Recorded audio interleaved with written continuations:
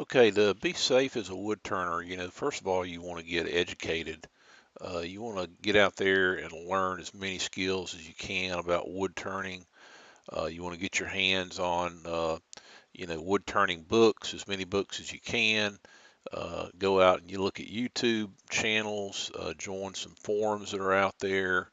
Um, go attend some workshops. Look for woodworking shows that come to your town, classes that are offered in stores, local clubs. Just learn everything you can about wood turning and get some practice.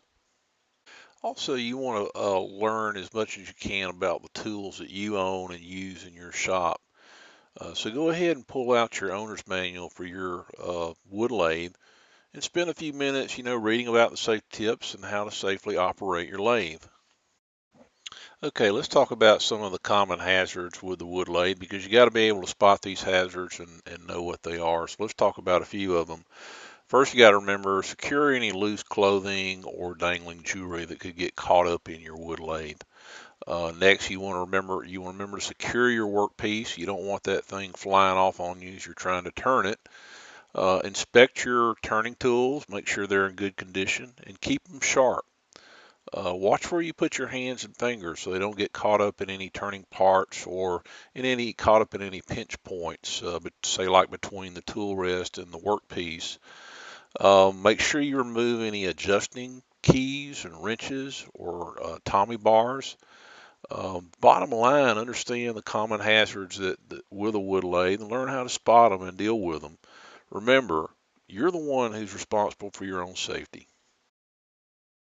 Okay, so let's talk about what happens when you can't always control the hazards when you're working on your lathe. So if you can't control the hazards, you need some way to protect yourself, and you wear personal protective equipment, PPE. So we're going to talk about some of the basic PPE that you'll need for pin turning. First of all, you want to have safety glasses as a minimum. And I recommend getting some safety glasses with side shields and make sure they have the ANSI standard stamped on them. Don't use regular eyeglasses, okay?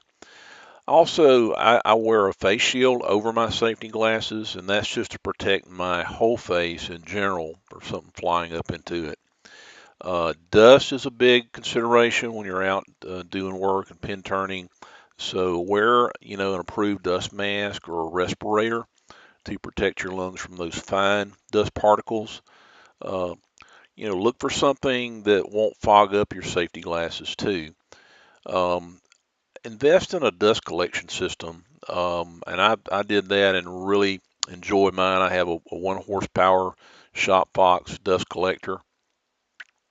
And the other thing is to protect your hearing. So wear earplugs or earmuffs, especially if you're going to be exposed to loud noises and sounds for extended periods of time. And finally, your skin. I like to wear nitrile gloves. These are really cheap. You can buy boxes of them at your local home center, really cheap. And I like to wear them when I'm handling CA glue and certain finishes, that are a little bit more harsh on the skin.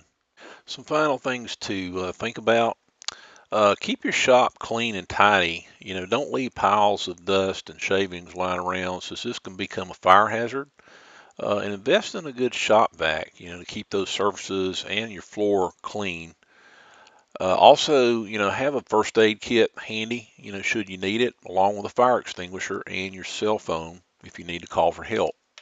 Well, as you can imagine, it's difficult to teach safety in just about 4 to 5 minutes. So just remember my general recommendations that I stated earlier. Number one, get educated and learn as much about the craft of pin turning as you can.